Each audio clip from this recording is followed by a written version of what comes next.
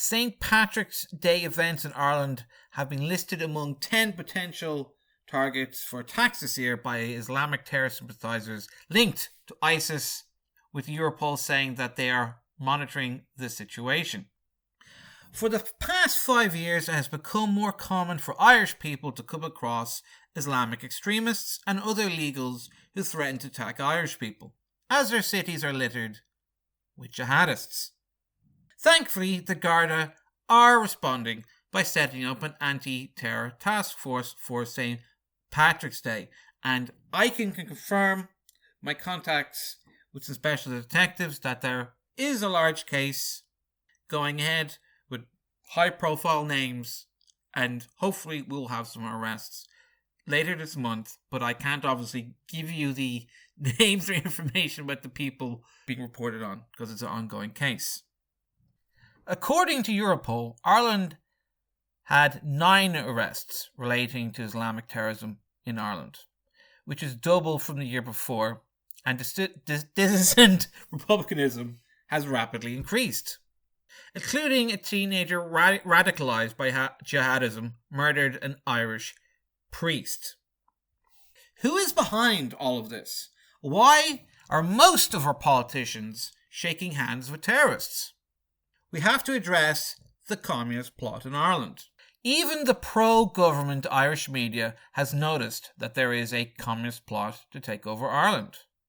Can a political party such as People Before Profit be trusted? Especially if they are praising the Soviet Union, a political movement that killed more than Hitler. Stalin was famous for pushing anti-Semitic propaganda. In their own words, no, an ordinary Irish worker cannot trust People Before Profit or any left-leaning politician. In their own words, are we guilty of not telling the truth to the working class when we don't bring a demand to leave the EU? We always tell the truth to the working class, but we present the truth in a way which is more digestible to the working class at a particular time. Latte ya. People Before Profit are not a homegrown Irish political party. They are part of an international plot to replace democracy with communism. They are members of the Committee for Workers International. Please keep in mind how communists admit that they will lie to us to achieve power over this, and how this links to increased jihadist activity in Ireland. Members of People Before Profit are known to boast about terrorist attacks that they carry out on Irish workers. Often they'll attack Irish people with weapons such as sticks, knives, and even run people over in cars. Paul Murphy himself has had legal trouble for being violent towards women in politics. During the week of the pogrom against the Jews in Europe, Richard Boyd Barrett led a march across Dublin chanting, "Bomb Tel Aviv."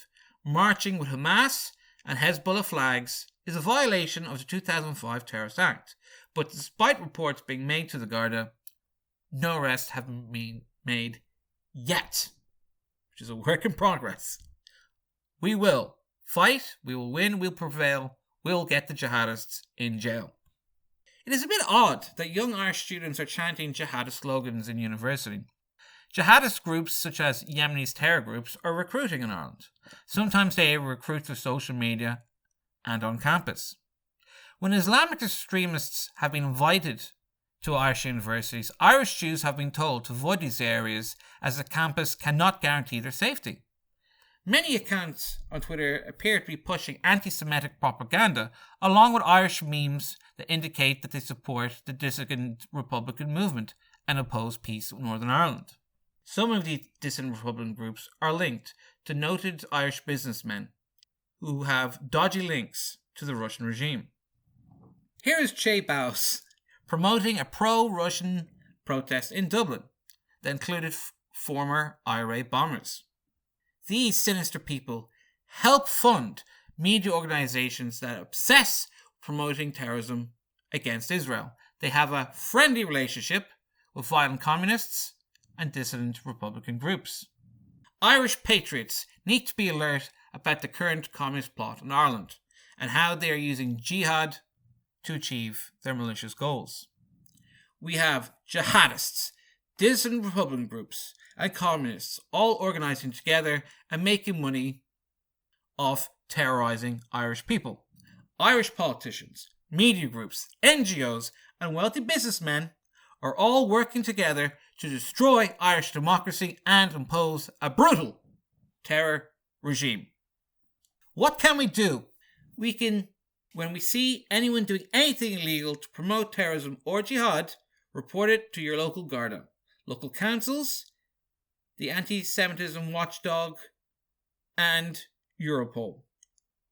And most importantly, the Garda confidential hotline. Through mass reporting, we have removed anti-Semitic propaganda, and we can see Palestinian flags being taken down. Together, we can end the jihad and communism and restore our glorious republic. Aaron Gabra.